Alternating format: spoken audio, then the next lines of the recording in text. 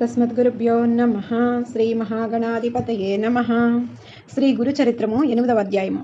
భక్తి శ్రద్ధలతో ఎవరు శ్రీ పాదములను పూజింతురో వారు పుత్ర పుత్రికా సంపదలతో కూడిన అభీష్ట సిద్ధిని పొందుదురు.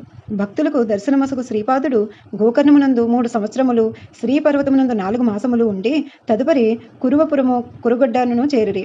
అచ్చట వేణీ నదితో కలిసి కృష్ణానది నిరంతరము ప్రవహించును. ఆ ప్రదేశమునందలి అపారమైన మహిమను అనుష్ఠానముగా ఎంచుకుని అచ్చట కొంతకాలమును గుప్తముగా నుండి పెక్కు మహిమలను చూపించిరి. ఆ గ్రామమున సకల వేద శాస్త్ర సారంగతుడైన బ్రాహ్మణుండెను. వారి పత్ని అంబిక మంచి సౌశీల్యము గలది. భర్తను దైవముగా భావించి సదాచార పతివ్రతయ్యై ఉండెను.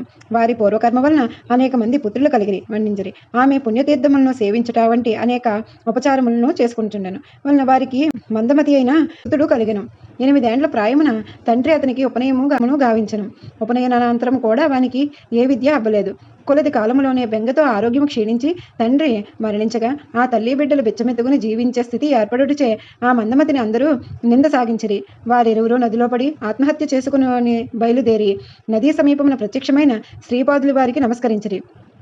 అంబిక వారికి విషయము తెలిపి తదుపరి జన్మలో మీ వంటి జ్ఞానవంతుడైన పుత్రుడు కలుగునట్లు ఆశీర్వదించమని ప్రార్థించినది. భక్తవత్సలుడైన శ్రీపాదుడు ఆమెకు ఆత్మహత్య దోషమని తెలిపి శని ప్రదోష పూజ చేయమని ఆదేశించి ఆ పూజ విశిష్టత అంతయు తెలిపిరి. పూర్వము ఉజ్జయిని నగరము ధార్మికుడైన చంద్రసేన మహారాజుకు మణిభద్రుడను మిత్రుడుండెను.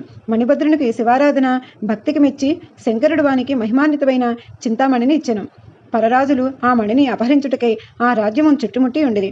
ఆ సమయమున చంద్రసేనుడు ప్రదోష పూజ చేయుచుండగా ఆ ఈశ్వరారాధన చూసిన గొల్లబాలలు కూడా తమ పేటలో ఒక పాషాణలింగమును సమకూర్చుకుని దానిని భక్తితో వినోదముగా అర్చించుచూ ఉండిరి. ఇంతలో ఒక రాత్రి అగుడుచే గోపికలు తమ బాలును ఎండ్లకు తీసుకుని పోవుచుండగా ఒక బాలుడు మాత్రము నిరాకరించగా వానిని గునుపోవుడికే వాని తల్లి పూజను చిందరవందర చేసెను. అంతటా బాలుడు విలపించుచు మనసును లింగముగా ప్రతిష్ఠించుకుని మోర్చిల్లి ప్రాణమును త్యజించుటకు పూనుకొనగా ప్రసన్నుడైన శంకరుడు అచట రత్న ఖచ్చిత శివాలయమును నిర్మించెను. ఆ బాలుడు స్థాపించిన శివలింగము నుండి రాత్రి చీకటిలో సూర్యుడు ఉదయించినట్లు వెలువడు కాంతిని చూసి పరరాజులు ఆశ్చర్యపడి ఈ రాజు పవిత్రుడు కావున వీనితో విరోధము తగదని తలిచి తమ ప్రయత్నమును విరమించుకునిరి. ఇట్లు తెలిపి శ్రీపాదుడు మందమతి అయిన పుత్రునిపై వరదహస్తమునుంచగా అతడు పండితుడయ్యను. తదుపరి అంబిక జీవిత పర్యాంతము కూడా కడు శ్రద్ధతో శని ప్రదోష వ్రతమును ఆచరించెను. జై శ్రీరామ్.